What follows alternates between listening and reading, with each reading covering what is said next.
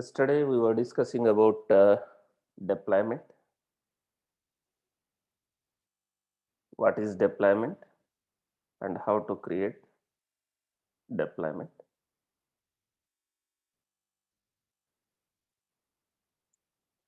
And what is the deployment strategies we have.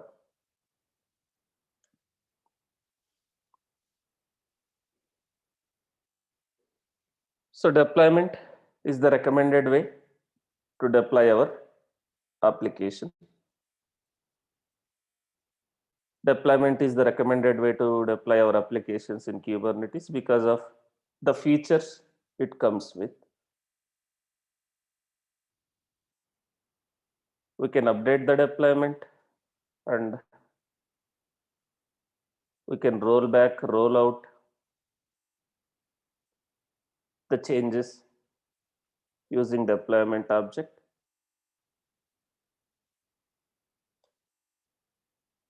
So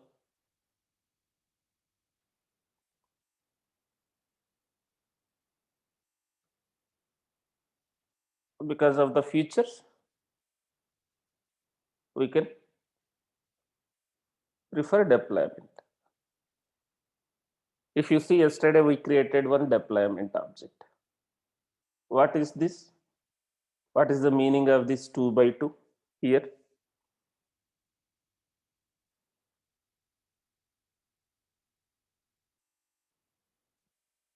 So desired and actual, what? Pods. Desired and actual pods. Pods for this deployment. If you see, we created a deployment. Deployment created a replica set. Deployment created a replica set. And this replica set is managing the pods.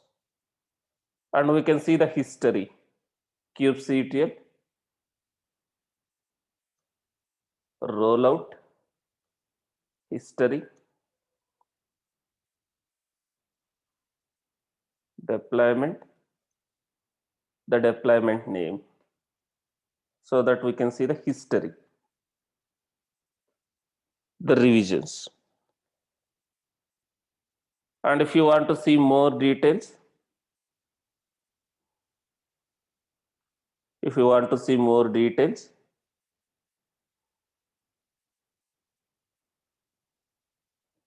about that revision,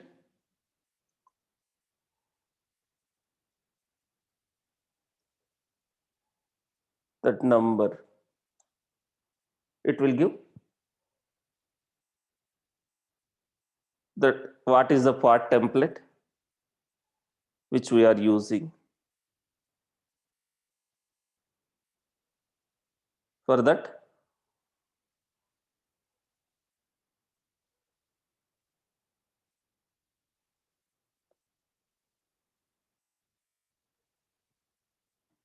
Revision. And if you want to roll back, roll out, if you want to roll back, you can roll back.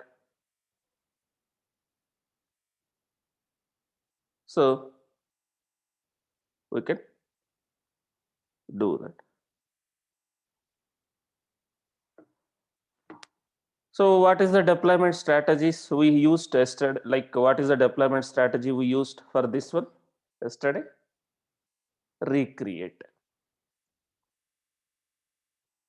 We used recreate. So it was like downtime. We are having a downtime when I use this one.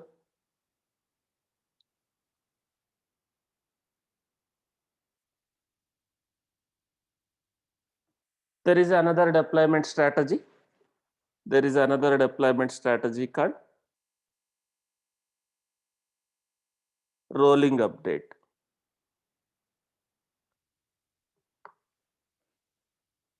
So let me delete this and I will demonstrate the rolling update. I will delete this deployment completely.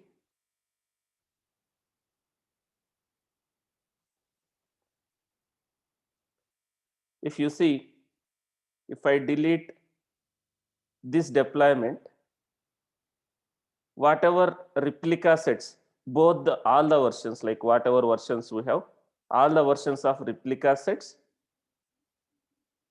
will be deleted, whatever is created by this deployment, and also its pods. If I delete the deployment,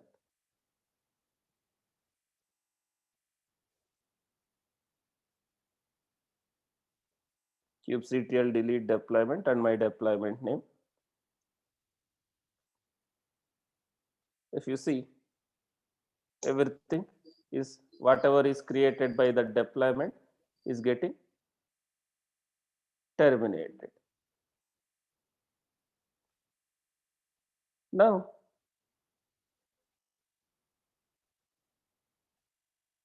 this is basically with rolling recreate. There is another deployment strategy called rolling update. There is another deployment strategy called rolling update. As I discussed already yesterday, this is the default deployment strategy in Kubernetes. It works by slowly, one by one, replacing parts of the previous version of your application with parts of the new version without any downtime. Without any downtime. Rolling update, wait for new parts to become ready before it is start scaling down the old ones. So it will wait first. It will wait to come up the new parts. Then it will terminate the old pod one after the other. Right? It is like stepwise it will happen.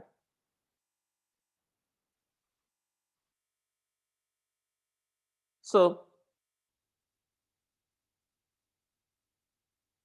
we will change the deployment strategy and we will try to create, and then we will see how it works.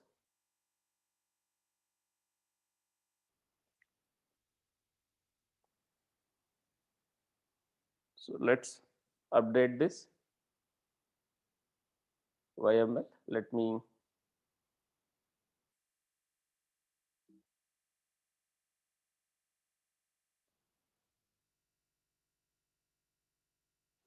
I'm just trying to change.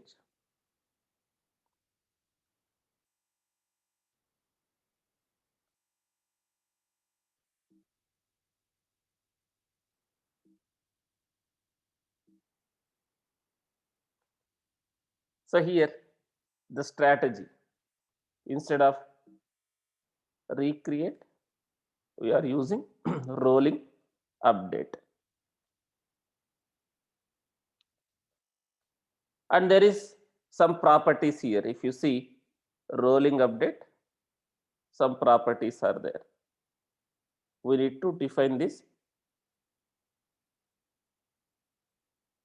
These are again optional, but you can define that. Rolling update. We have two fields, max surge and max unavailable. These two are optional, but you can define max surge and max unavailable. So what is the meaning of max unavailable? When we are updating, right, these two will be considered. What is the meaning of max unavailable? If I say max unavailable 1, what is the meaning of it?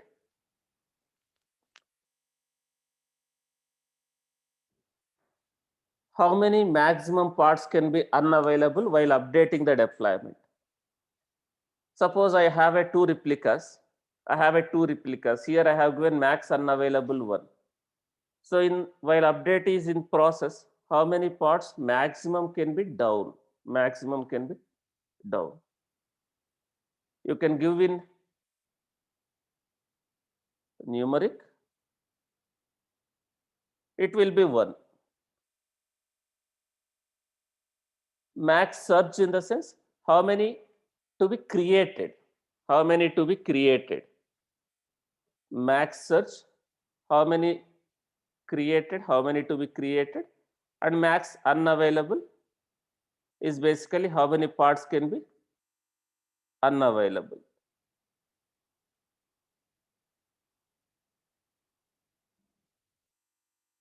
While updating the process. So it can be optional, it is optional. You can give in a numbers also like 10%, 50%. In the numbers also we can give max search and max unavailable.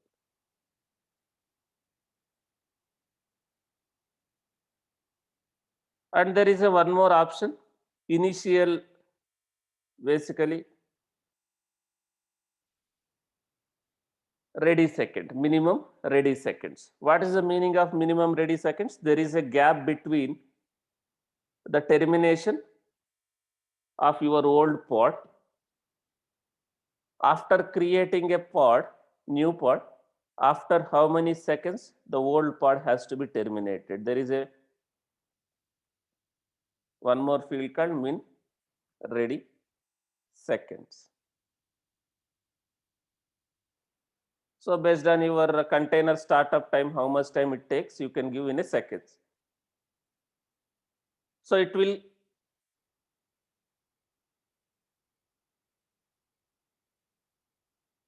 create pod and it will terminate one pod. In between, there will be a 60 seconds delay. So why this is important? As per my, like, I have given 60 seconds, you have given 30 seconds, or you have given 120 seconds. Minimum ready seconds. Why this is important? Is your container, is your application will be immediately up and running the moment it created a pod, or it will be taking some time to fully up and running. It takes some time. So that's why we are saying wait for a 60 seconds before terminating one of the old pod. These are the strategy options. These are the strategy for rolling update. Now let me create with this approach. While creating a deployment, this strategy will not be applied, guys.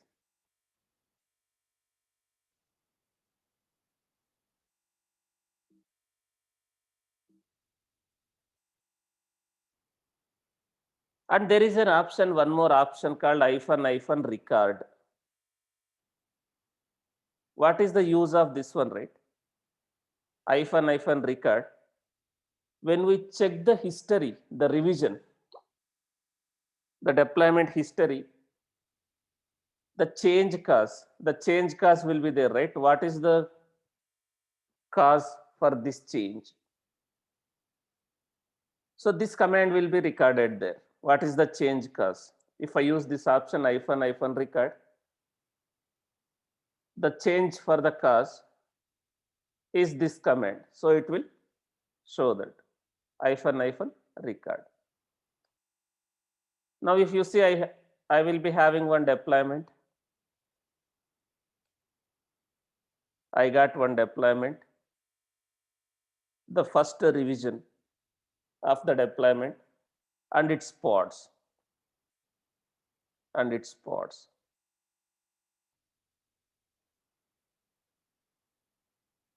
kubectl get, sorry, kubectl rollout status. If you want to check status,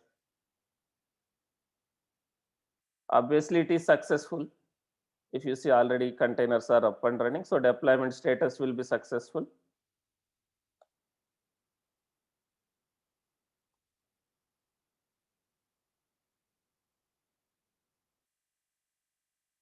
kubectl rollout status. As of now, not yet ready because I have given ready seconds, right? It is trying to check the status. Now you can see the deployment is successful. Our pods is also ready. Pods is also available. Deployment status is successful. Now if I want to see the revision history, kubectl rollout history, the change cause, as I told, since I have used this option -- record true, so it is showing what is the change cause for this revision, which caused the change.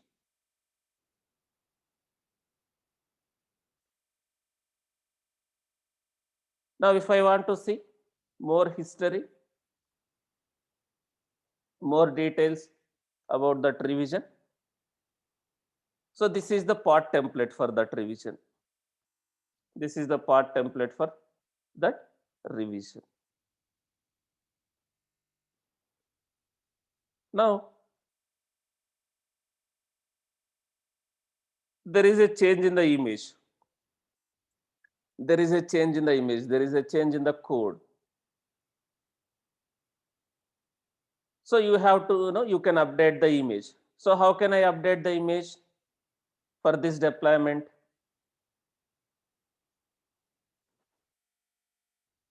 For this deployment, there is a change in my application. So we have a latest image, another version of the image, latest code. So how can I update the image for this deployment?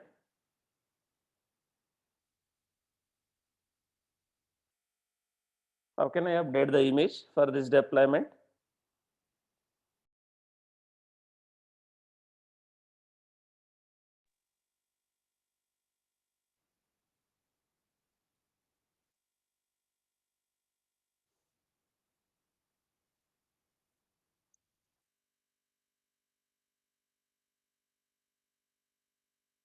So there are two options. Either you can update your YML and apply.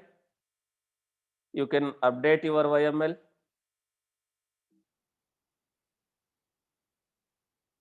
You can update your YML, that image version, whatever image version you want to deploy. Let me see what is there.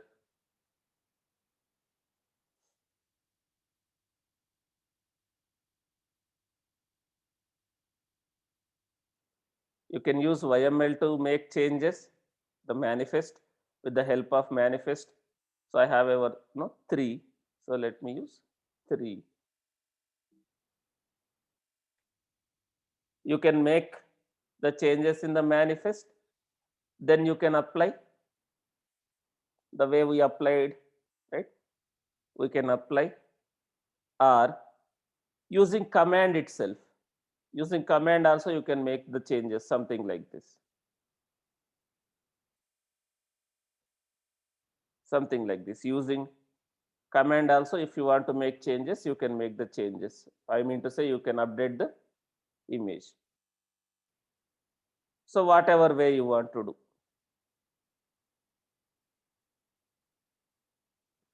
Set kubectl set image deployment and your deployment name. What is my deployment name? This is my deployment name. In this deployment, for which container? What is the what is the container name? This is the container name. If you see our YML,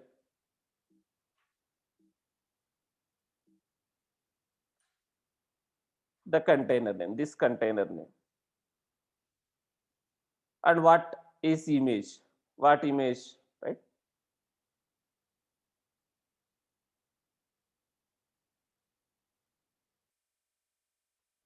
Something like this. Kubectl set image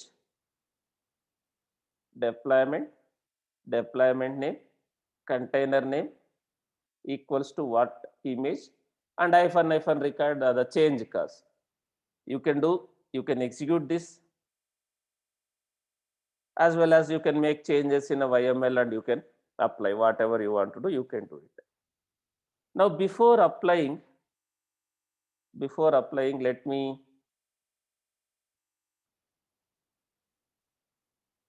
open another tab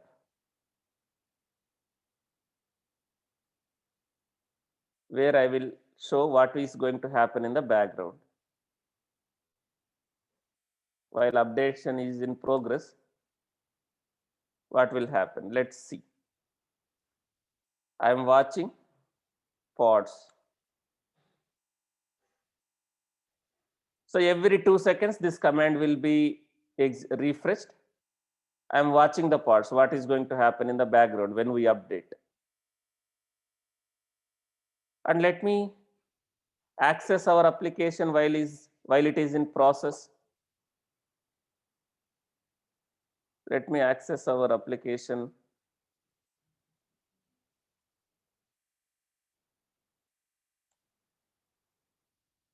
This is my public IP.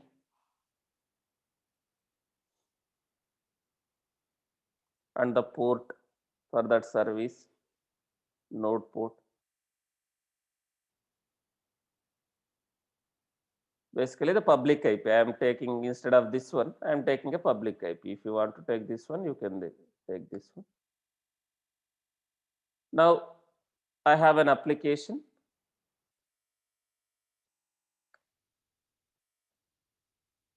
Now let me show it side by side.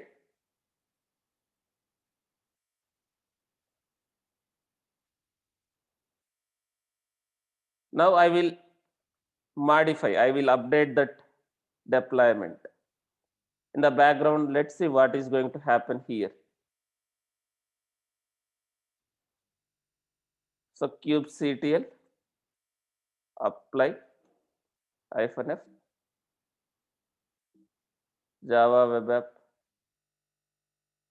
deployment rolling update -record. If you see what is happening here, guys,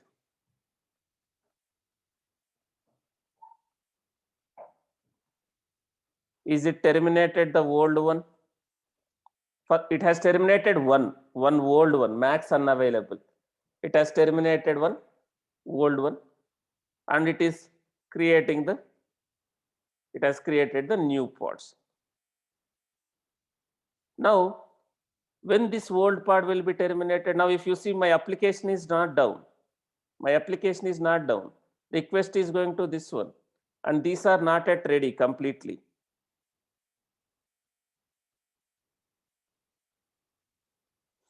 So when it will be terminated,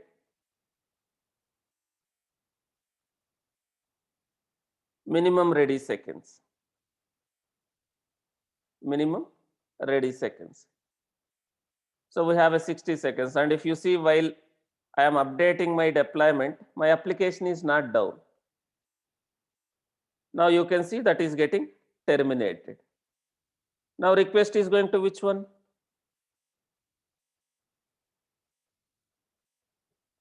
Request is going to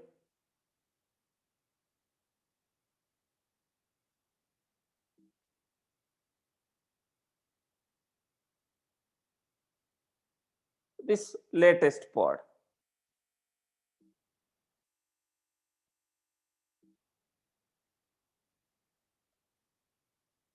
Request is going to these latest pods. Rolling update. Now when I do the rollback, is again my application will be down. If I do the rollback, when we are doing rolling back, if you see here, when I see the history,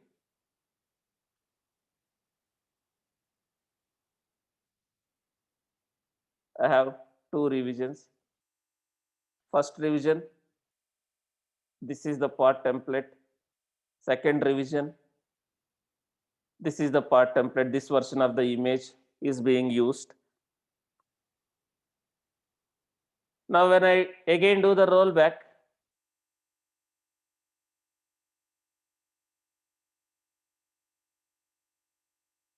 I can do something like this.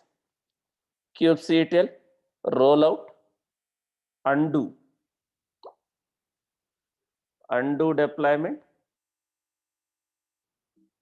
hyphen to hyphen revision.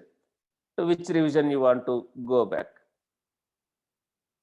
So now again, if you see here, it will be something like this. Watch kubectl get all. I am trying to watch everything.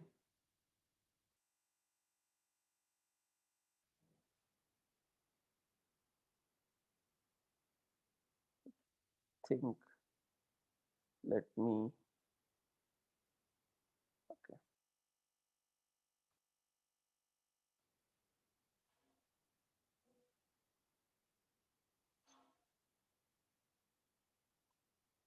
Let me show what will happen in the background. Now, instead of this, it will go back to this, and again one of first it will terminate one old one. It will create a new ones, and again the other old one will be terminated after the latest ones are completely up and running. Now, if you see here,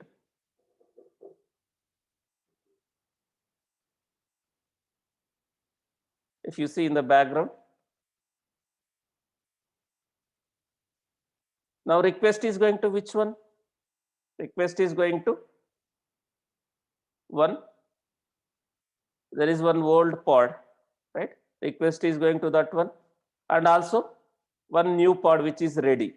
One new pod which is ready. So after some time, you can see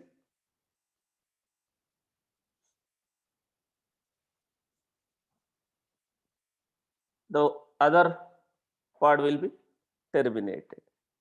So while we are doing this process, is our application is down? While we are updating our application or while we are deploying our application,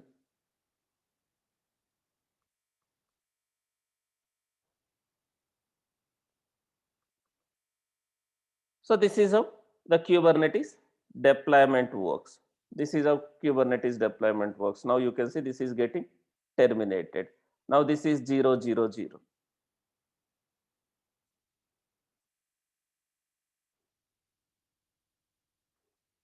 So there are two types of deployment strategies: rolling update and recreate. Then what is blue-green deployment? What is blue-green deployment?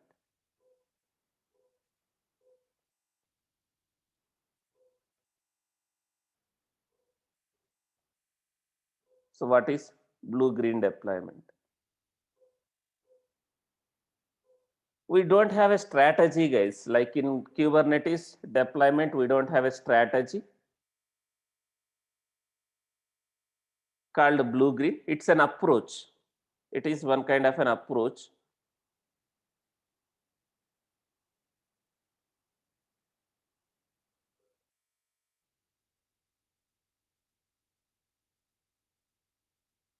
Which we can follow to do the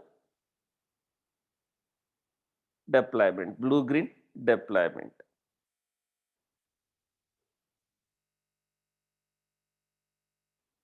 So what is blue-green?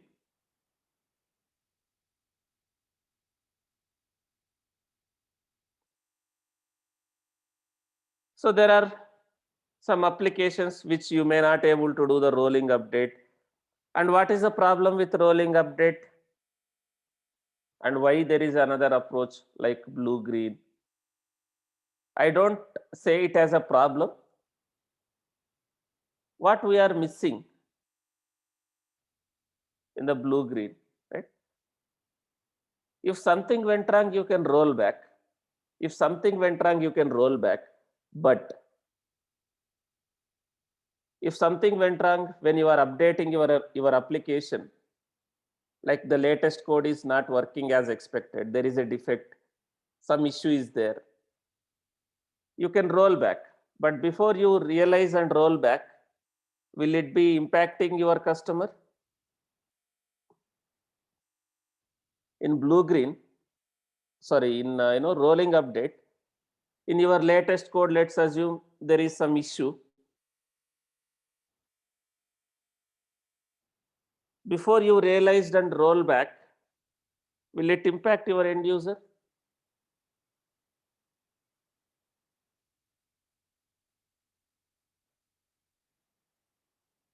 If you have a proper automation, proper automation testing, and maybe if you are so confident that you don't have any defects,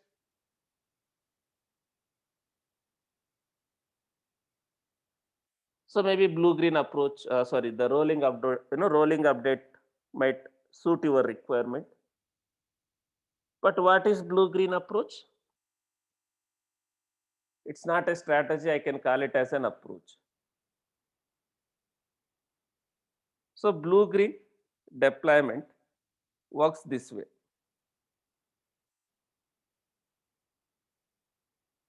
In blue green approach, the old version of the application, the old version of the application and the new version of the applications are running at the same time.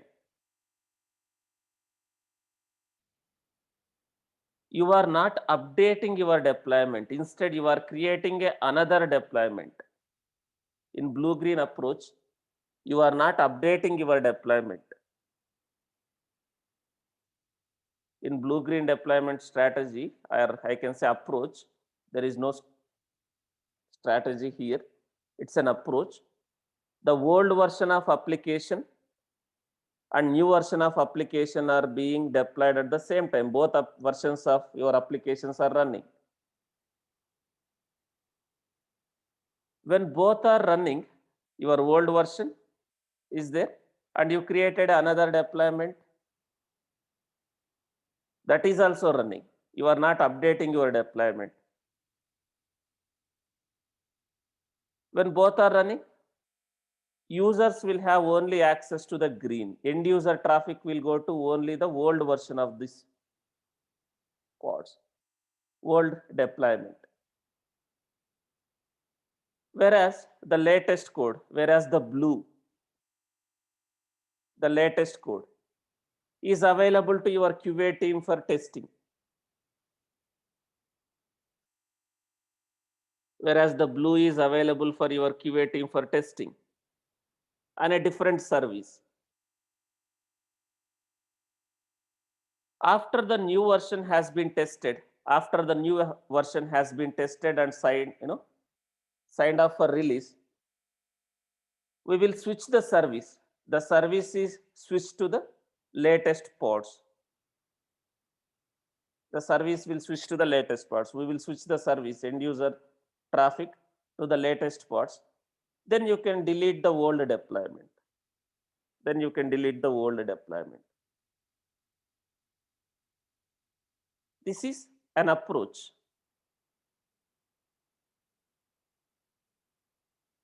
So something like this.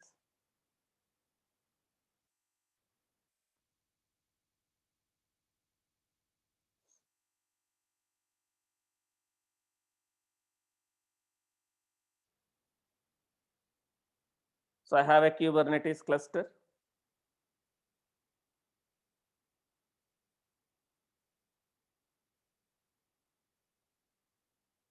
I have a Kubernetes cluster. Let's assume this is your Kubernetes cluster.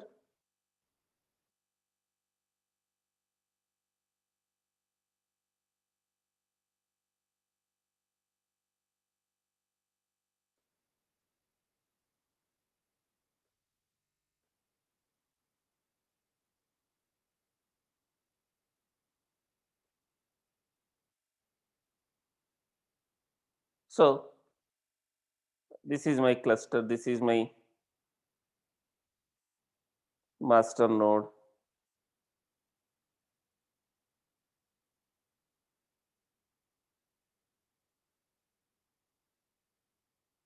So this is my master node, and I have a workers. I have worker.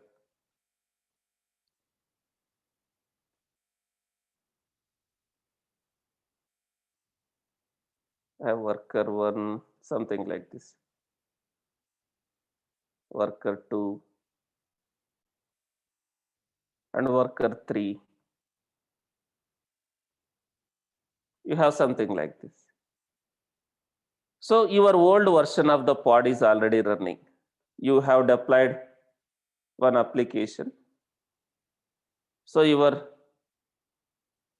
this is your application.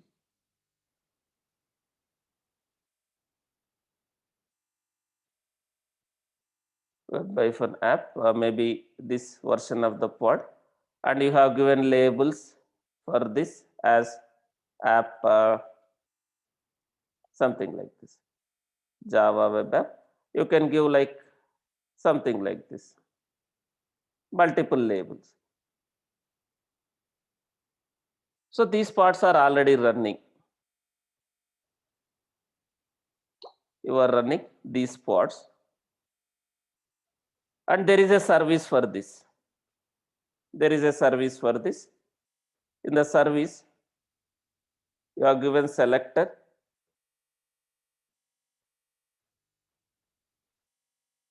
as these two.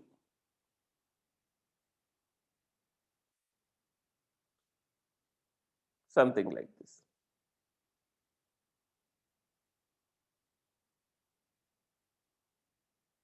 This is existing one. So end user is request. End user request is going to this. End user request is going via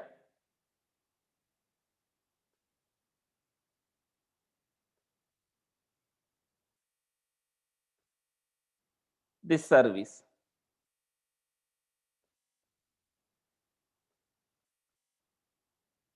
End user request is going via this service.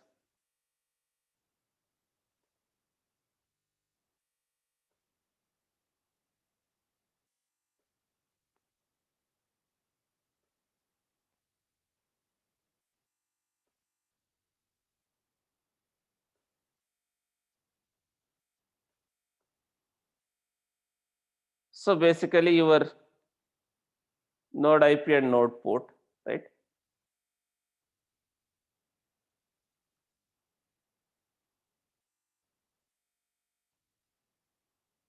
So request is going to the server, this service is routing the traffic to these pods. Service is routing the traffic to these pods. Basically, kube proxy is routing the traffic to these pods. This is your application. So these pods are managed by deployment or replica set. These pods are managed by deployment or replica set. If this goes down, it will be recreated. So this is your old version. Now instead of we are updating the deployment in blue-green approach, what we are trying to do here is we are creating another deployment or another replica set which directly manage another deployment or directly another replica set, something like this. Your latest code, something like this. Your latest pods. Now this is another deployment. Do we have any impact on these pods? This is another replica set or deployment. We are not updating this. We are creating another deployment or replica set. Do we have any impact on this? Does end user have any impact?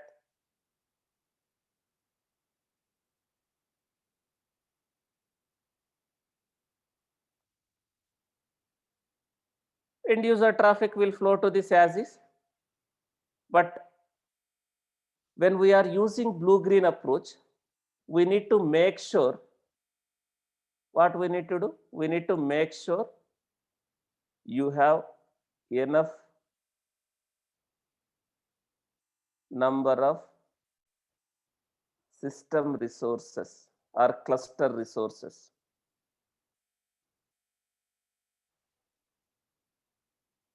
Cluster resources like nodes, CPU, RAM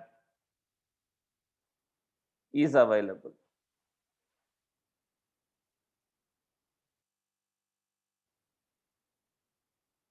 Enough number of system resources are available. Why this is required? Why you should have a more number of system resources or cluster resources if you have to do blue green approach? Because at some point of time,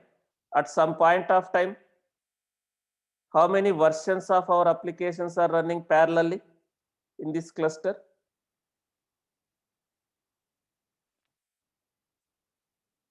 At some point of time, how many versions of our applications are running in this cluster parallelly?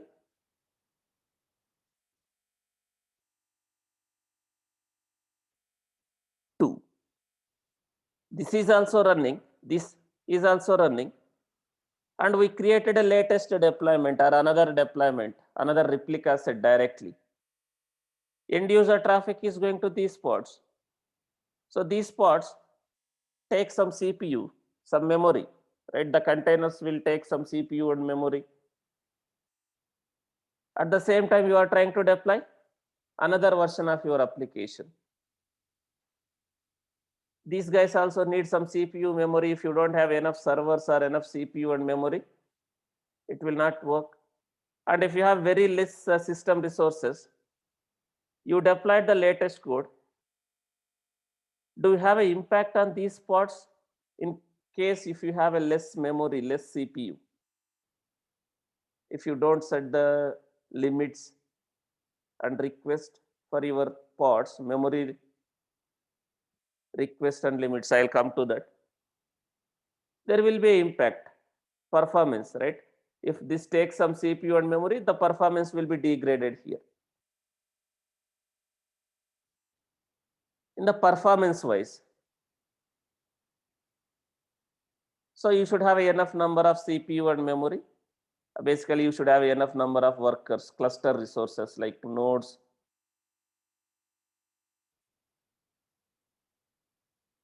You deployed the latest code. Now, does end user traffic goes to these spots, guys? This now the end user traffic goes to these spots now, or only to these spots?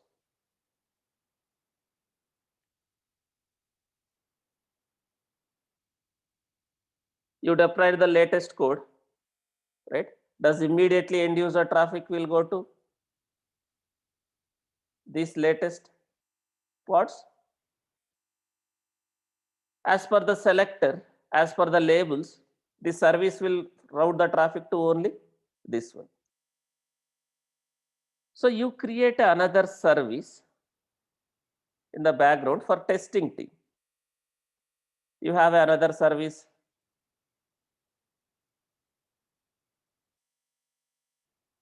like some temporary service.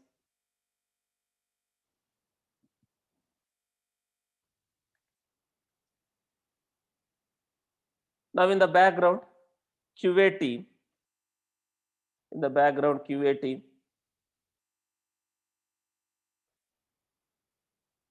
or UAT team, basically BA, business analyst, what they can do? They can test this latest version.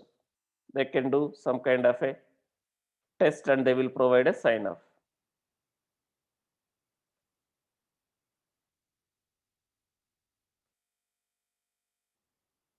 The QA team will access this code and verify whether it is working in there or not. But in the other side, the end user application, end users are accessing this application in the other side. So once this testing team or UAT team says that this is working fine, maybe after 2 hours, 3 hours, or maybe 4 hours, or one day, the testing team certifies that the latest code is working fine. How can I change the traffic? How can I switch the traffic? Now the end user traffic, instead of these pods, now the end user traffic has to go to these pods. How can I switch the traffic from green to blue so that I can make this blue as green? How can I switch the traffic?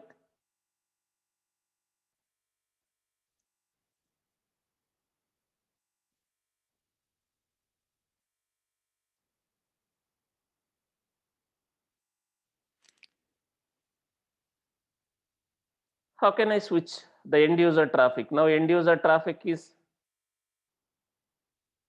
going to these pods. What can I do so that I can change the traffic? What needs to be done?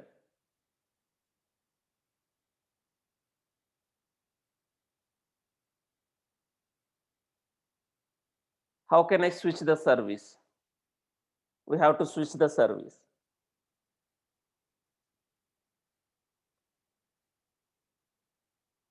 What can I do? By changing or by updating this service selector. Can I update this service selector? Something like this. Earlier it is something like this. It is going to these pods. Now can I update this service, the end user service? Something like this, so that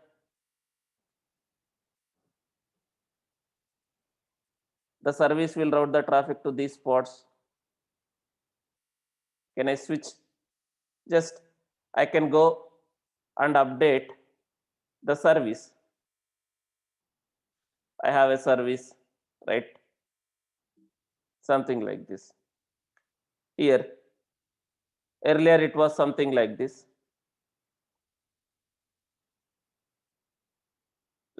Then can I change something like this and just quickly switch the traffic if I apply?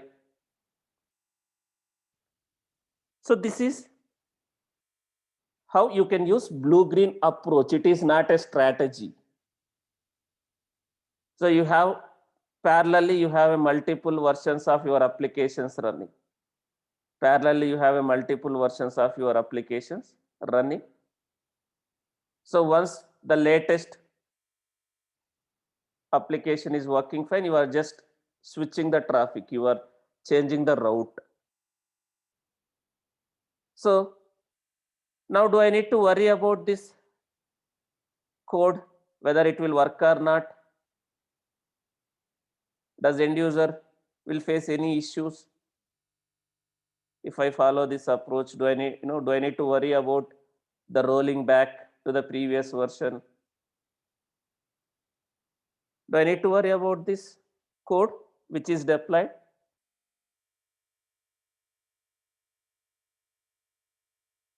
So it is already tested. This code is already tested by BA. Do I need to worry about this? Now, can I safely delete? Can I permanently delete the old deployment or old replica set once I switch the traffic?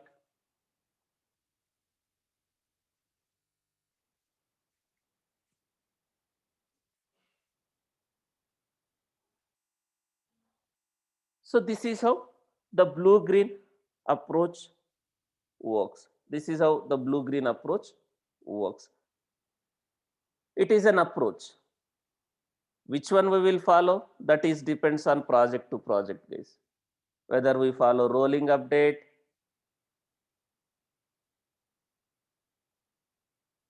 whether we use blue-green approach, whether we go for a downtime, that varies in project to project, client to client.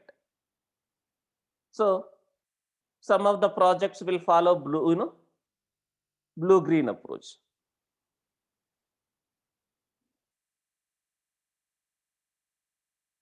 Some projects may have a complete downtime, right? But most of the applications, like if you see, most of the applications like Ola, Uber, or some e-commerce sites, e-commerce applications.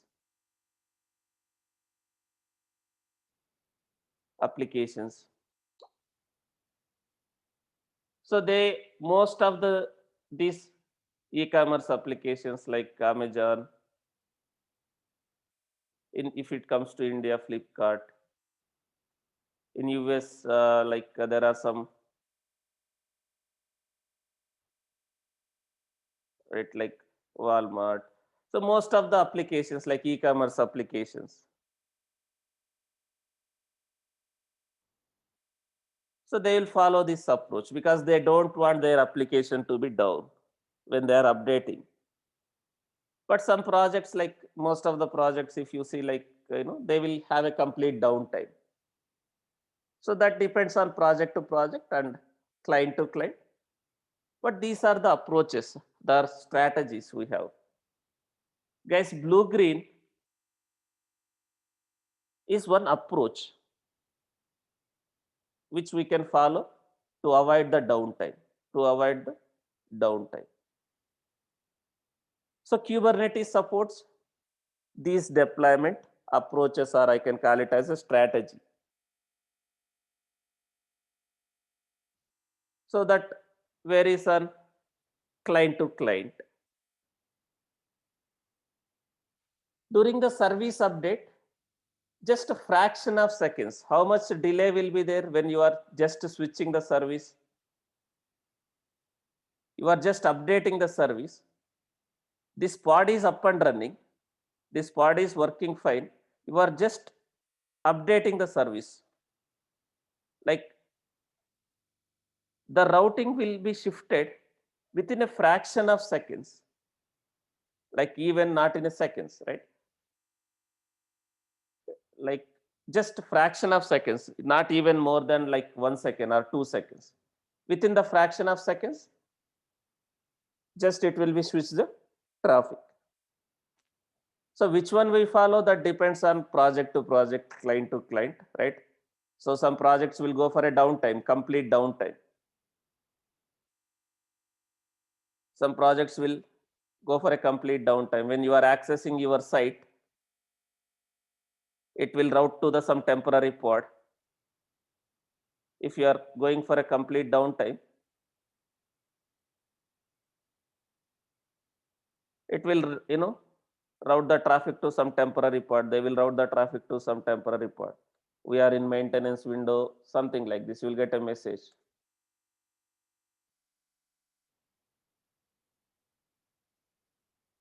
Application will be available from so and so time. Complete downtime.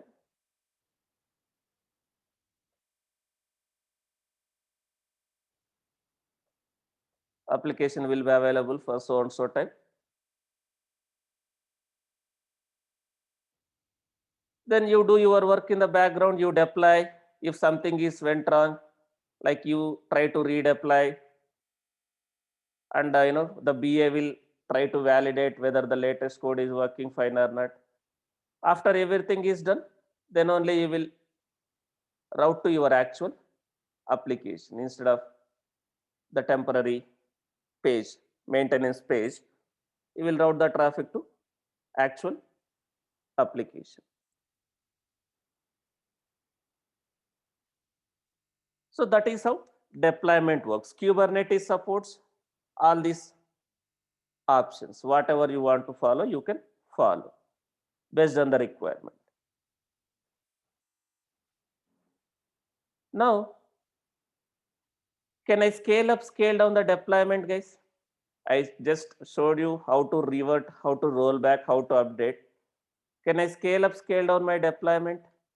Now instead of 2 replicas, my deployment has 2 replicas. Can I scale up, scale down if required?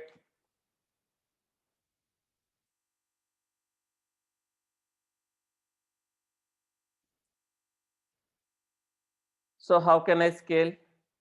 Do I need to scale this replica set or do I need to scale my deployment?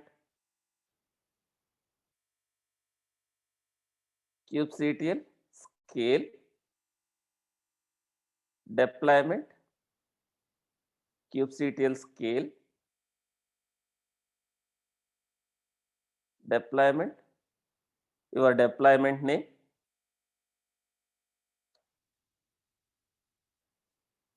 kubectl scale deployment, your deployment name, hyphen replicas.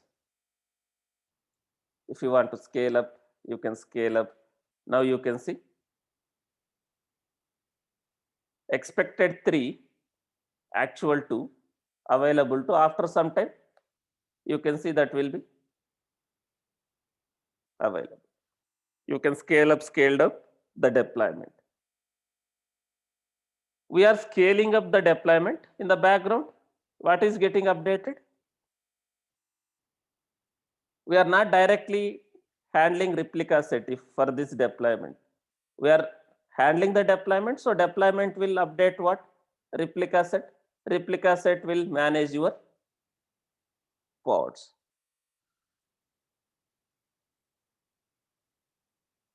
For this deployment. Suppose if I have another service, another microservice or another application, what needs to be done? For another application again, I need to create another deployment. If I have another application, for that application also I will create a deployment. The deployment will have a replica set. The replica set will manage your pods. So this is how deployment works. Still we have a few more objects, like we have a stateful set. What is stateful set? I will explain later. Now to explain stateful set, first we have to discuss values. I'll come to this later. What is stateful set? How to create a stateful set? To create stateful set, we should discuss about values in Kubernetes. So we'll come to this later. Now, so far what type of scaling we have done? So far what type of scaling we have done, guys? Manual scaling. Manual scaling. Scaling of your pods. Kubernetes supports auto scaling. Auto scaling of the pods.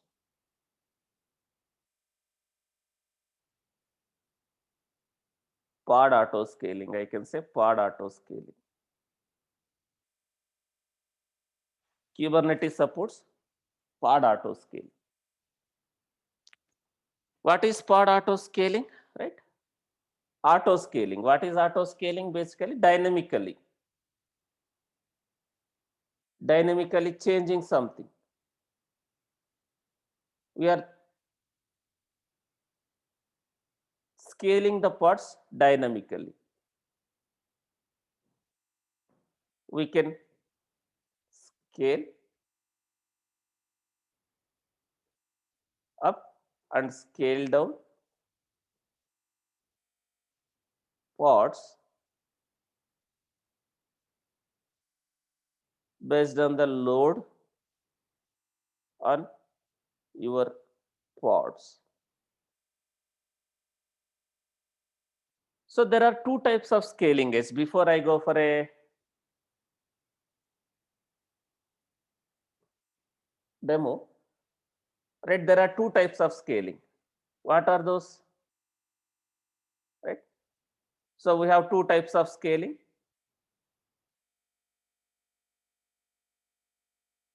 Vertical and horizontal.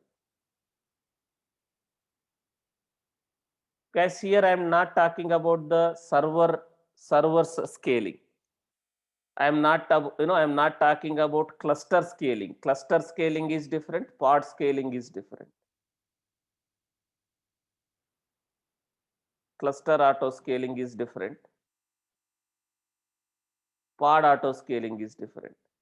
Now I am talking about pod auto scaling. Within the cluster, within the given cluster, what we are trying to achieve? We can scale up the pods. We can scale down the pods based on the load on your application, based on load on your pod. I'll come to this, what is cluster auto scaling later. Pod auto scaling. Again, whether it's a, auto scaling of your cluster or pods, there will be two types of scaling, vertical and horizontal. We can scale up, scale down the pods based on the load on your pods. So let me take this way. This is my Kubernetes cluster.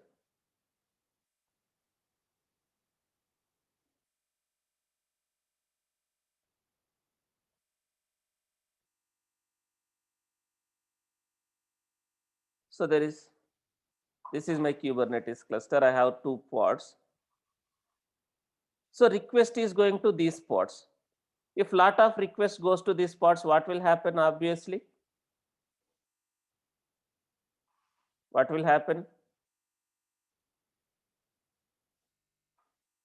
There will be a load. There will be a load on this pod, the CPU and memory utilization will be little high. There will be a CPU and memory utilization will be high. There will be a load on these pods. The CPU and memory utilization will be very high. Now, in real time, we will set the limit also, guys. While creating a pods, we will set the limits, resource limits.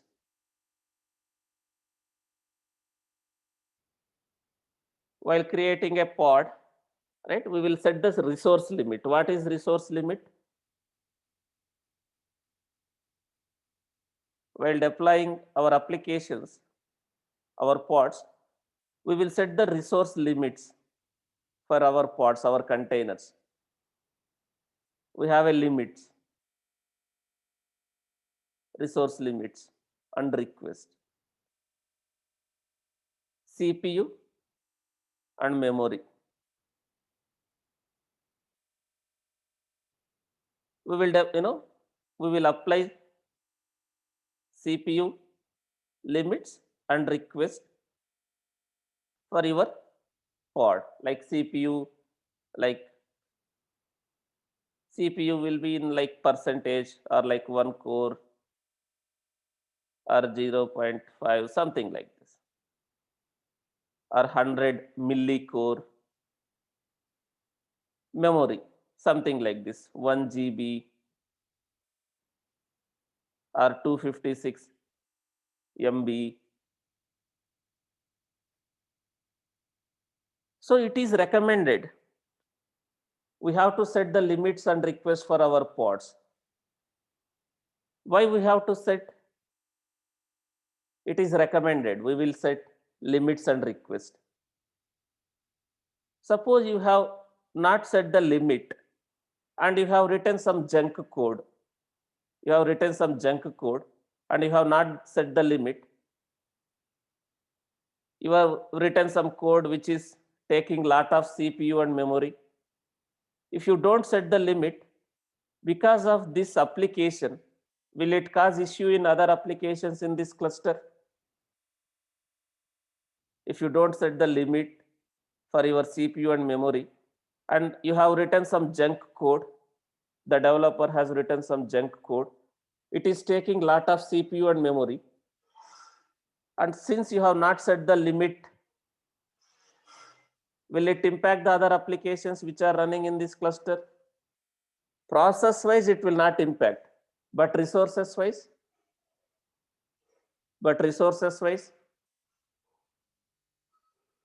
will it impact? If you see, let's assume this is having 8 GB RAM, just to give an example, and 4-core processor. The other applications are running.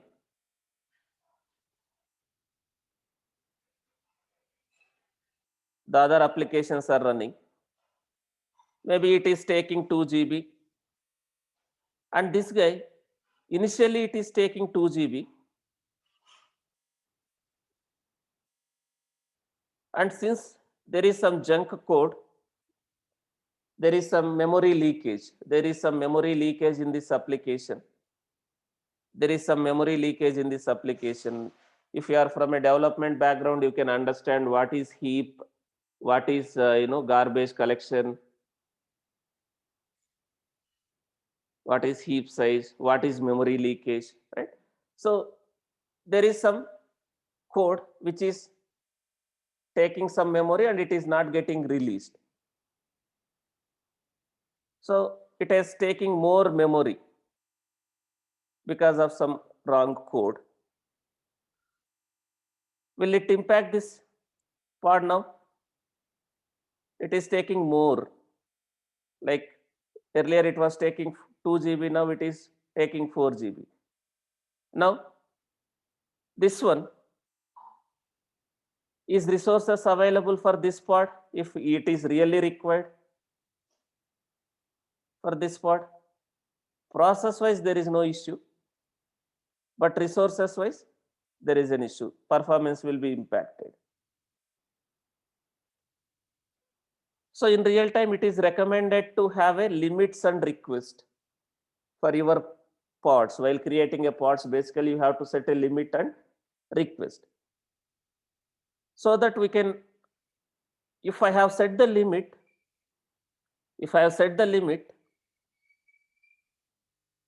can it go beyond this limit? Suppose if I set limit as 2 GB for this. If there is an issue, there is an issue. We can't avoid the issues. But because of this, will it impact the other applications? Now if I set the limit,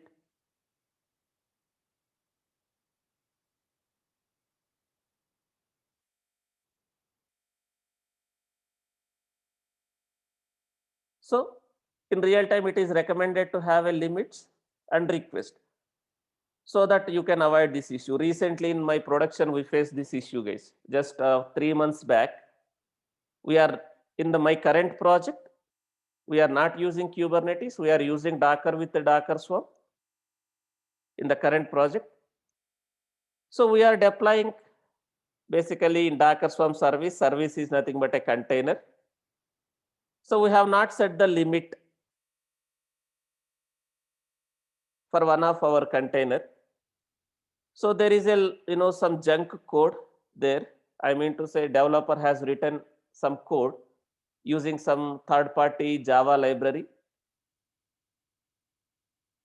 It is taking lot of heap memory and that is not getting garbage collected.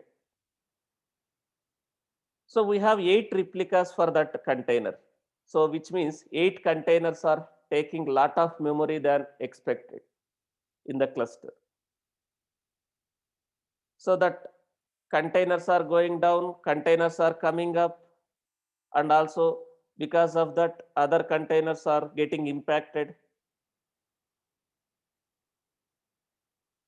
So there are 2 things. There are 2 fixes. First, from operation side, at least if you have set the limit, the issue will be limited only to that application, only to that container. Other applications will not be impacted. The cluster will not be impacted if you have set the limit. And from development side, right, they can analyze the objects, the heap memory and all. So they can identify what class is causing the issue. So they can fix. So in real time, it is recommended to have a resource request and limits when you are deploying your applications. This is one reason. And another reason, if I set a limit, resource request and limits, based on this, can I scale up, scale down based on the current load? Suppose if I set CPU memory, suppose if I set memory as 1 GB. Based on this, I have set the limit. Based on this limit, can I scale up, scale down? Suppose if I see 70% of the memory is utilized, can I scale up, scale down based on these resources which we allocated?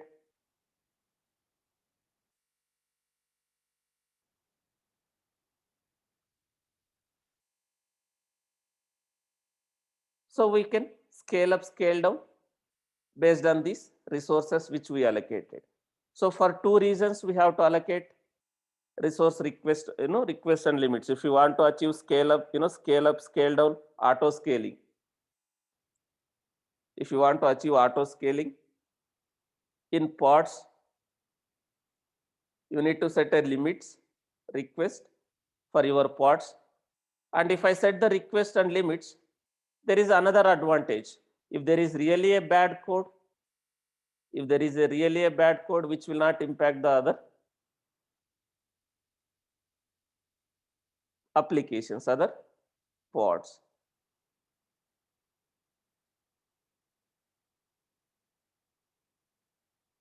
So we have not increased the limit because which I told, for our application frequently one container is causing the issue, right? So the container is always like going out of,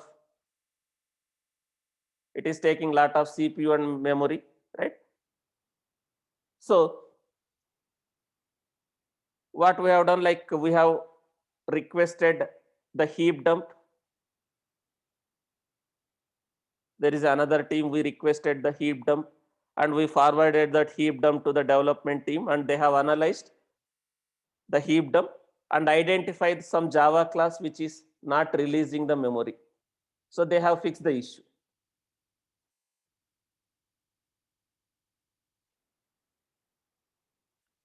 They have updated the code, we have deployed the latest code.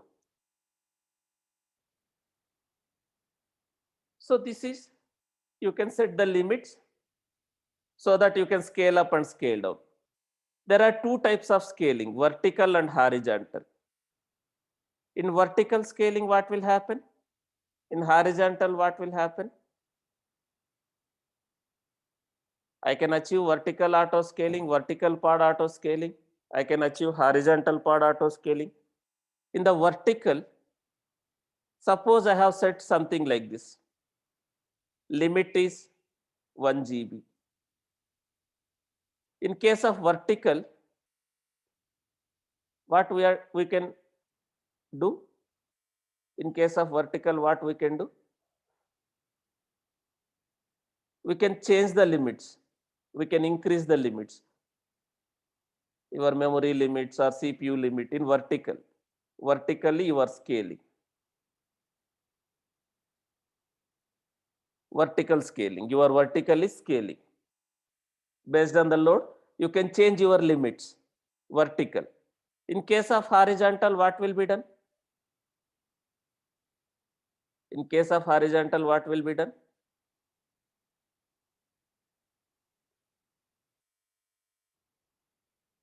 In case of horizontal, what we will be done? If I use horizontal pod auto scaling, so if there is a lot of load on these pods, instead of two replicas horizontally, you are scaling your number of pods. Now instead of 2 pods, I will have a 3 pods. If there is still lot of load, I can scale my pods, horizontal scaling. horizontal scaling. In case of vertical scaling, you are increasing your pod vertically, you are scaling your pod. In case of horizontal, you are increasing number of replicas. So which is recommended and which is most of the projects we will be using in pod, what type of scaling we will use and why it is preferred, vertical or horizontal.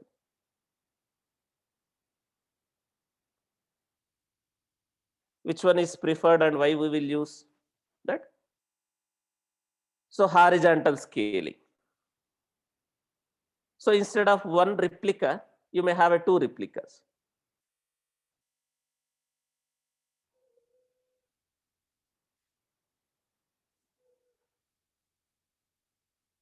So instead of one replica, you can use two replicas. Instead of two replicas, instead of two replicas, we will be having three replicas based on the load. You can define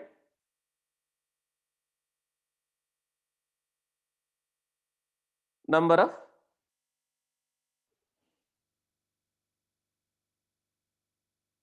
replicas.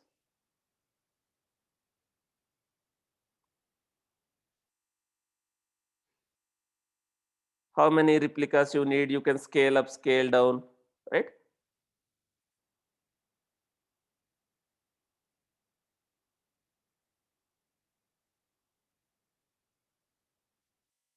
Minimum, maximum.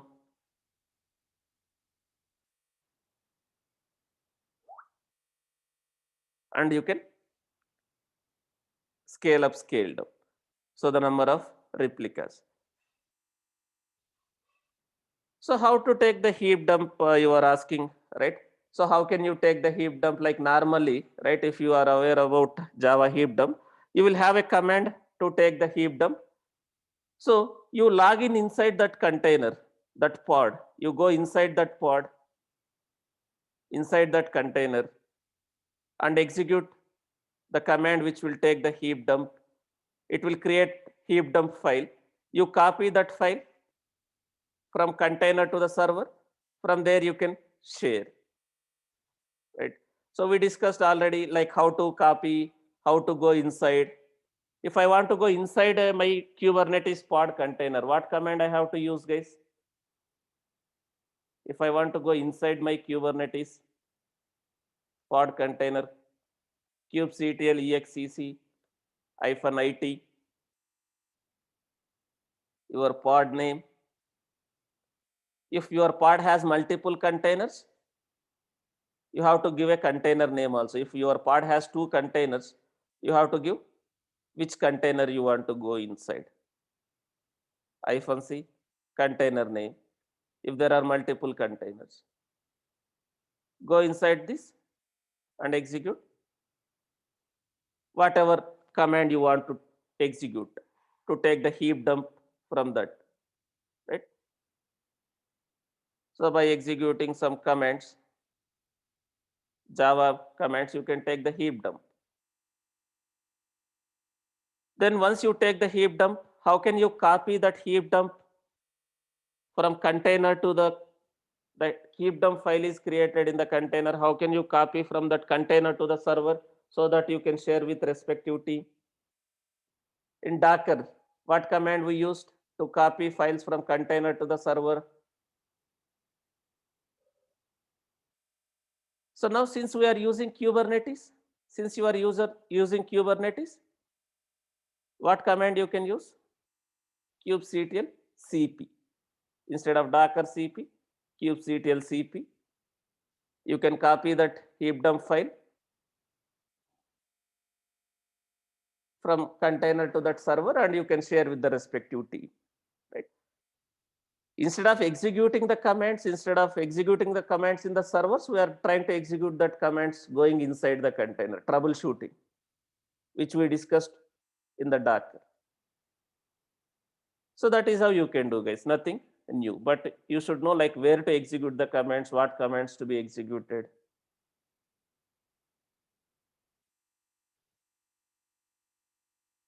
So now let's come back to this auto scaling.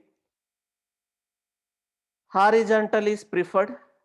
Horizontal auto scaling is preferred because you will have a more number of process for the same application, more number of replicas for the same application.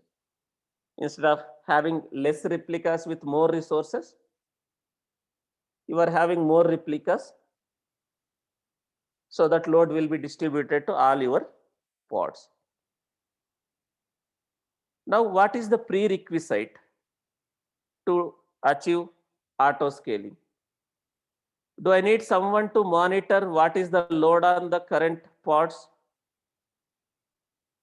So Kubernetes will take a decision. Kubernetes will take a decision based on the load, when to scale and how to scale. Kubernetes will take a decision. But does someone required to gather the information? What is the current CPU? What is the current memory utilization on that pod?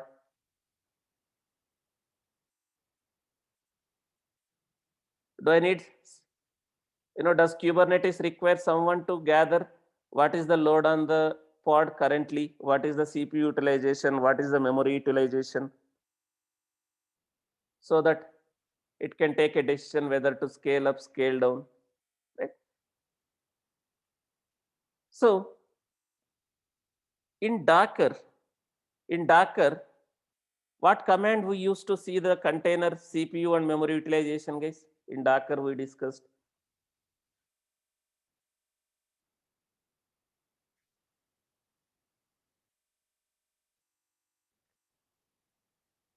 What command we used? Right? Docker stats. In Kubernetes, we need some, this command will give kubectl top nodes, kubectl top pods. It will display the CPU and memory utilization.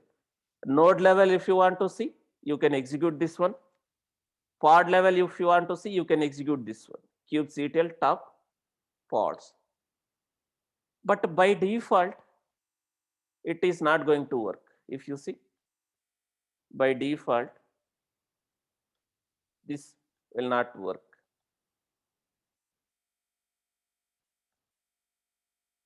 What it is saying?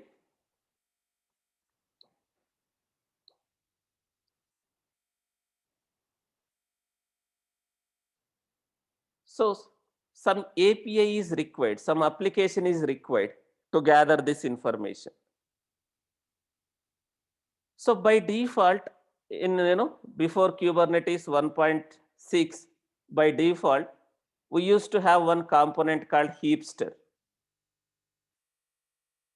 Before Kubernetes 1.6 or 7, we used to have one component called heapster by default.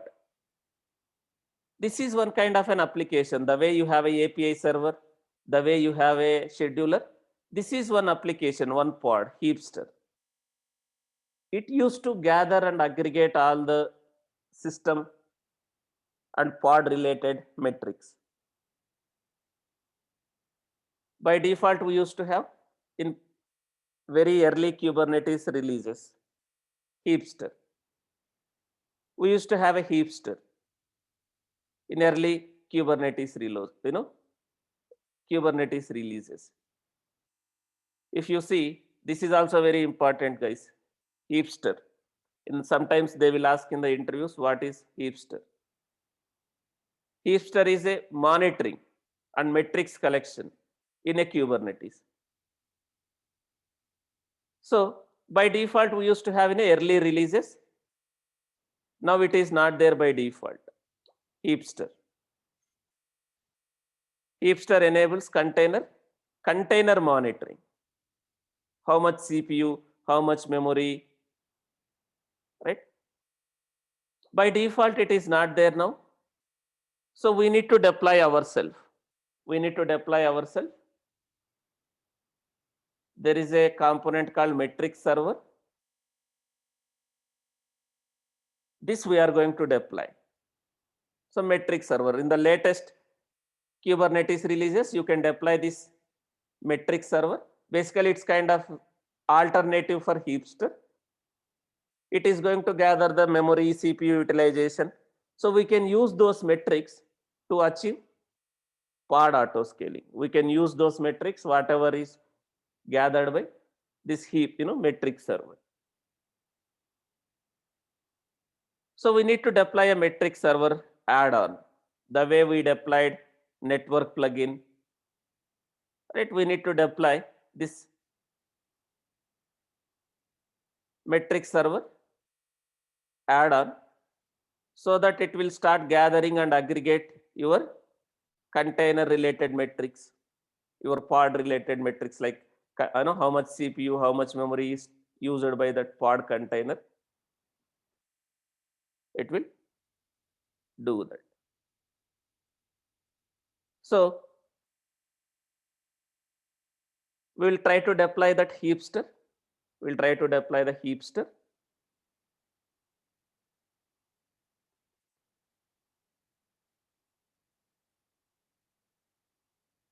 So as I already discussed, HPA, horizontal pod autoscaler. HPA, there are two things, vertical pod autoscaler and horizontal pod autoscaler. So we will be only discussing horizontal pod autoscaler, like we will demo. The horizontal pod autoscaler automatically scales the number of pods in a replication controller, deployment, or replica set based on the observed CPU and memory utilization. Based on the observed CPU and memory utilization.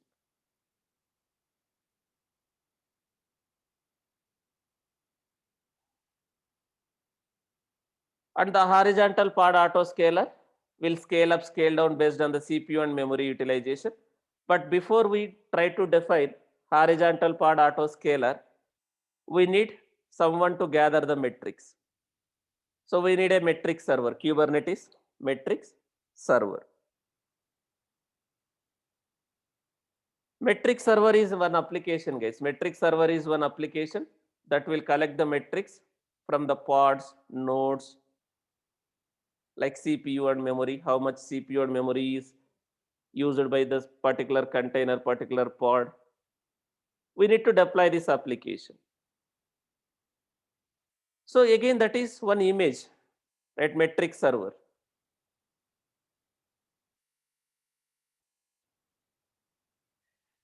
Metrics server. So that is one application. There are some YMLs. If you see, there are some YMLs.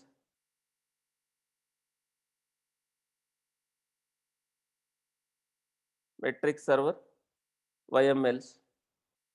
If you see, we are deploying that metric server also as a deployment.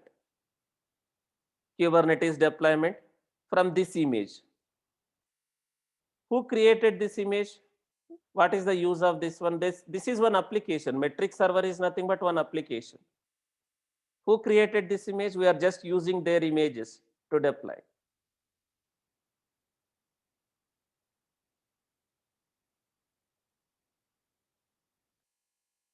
So this is created by Kubernetes itself. So using this, we can deploy this so that we can gather the metrics. And if you see, guys, for this one also there is a request and limits. What is the meaning of this? Minimum this much memory is required, this much CPU is required for this application. I will come to that tomorrow. Today I will just deploy this. Today we will just deploy this metric server. Tomorrow we will see how to scale up, scale down. So for our students, what I have done, I have created the GitHub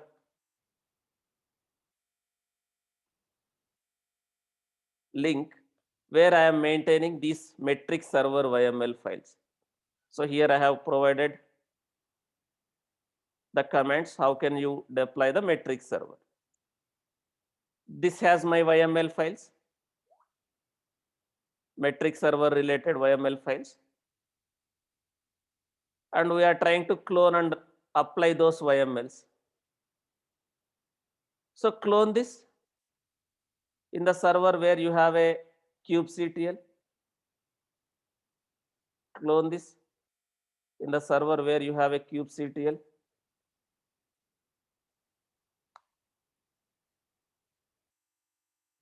Go inside this, and there are some YMLs.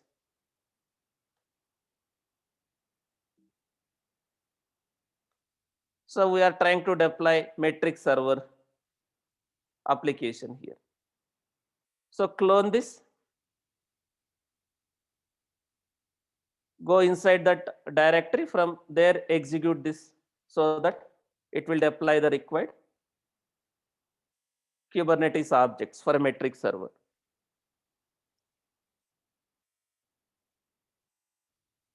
So now metric server is deployed. If you see kubectl get all -n in kube system namespace, I can see metric server. Now do you see this?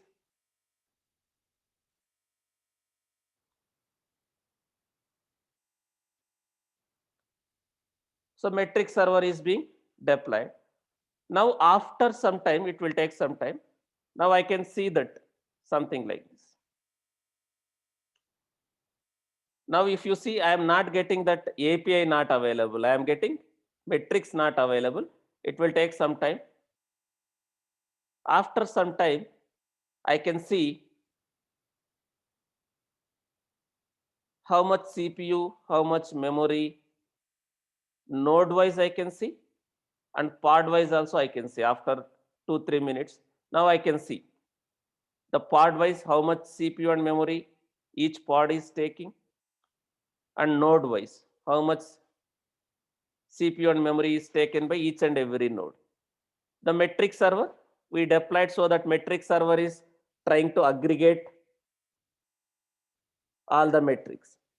Now if you see, this pod is taking this much CPU, this much memory. Now based on this, can I scale up, scale down? Can I deploy a horizontal pod autoscaler in Kubernetes so that it can scale up, scale down the pods based on the load? Can I deploy horizontal pod autoscaler so that based on the CPU or memory utilization of these pods, can we achieve scaling up and scaling down of the pods?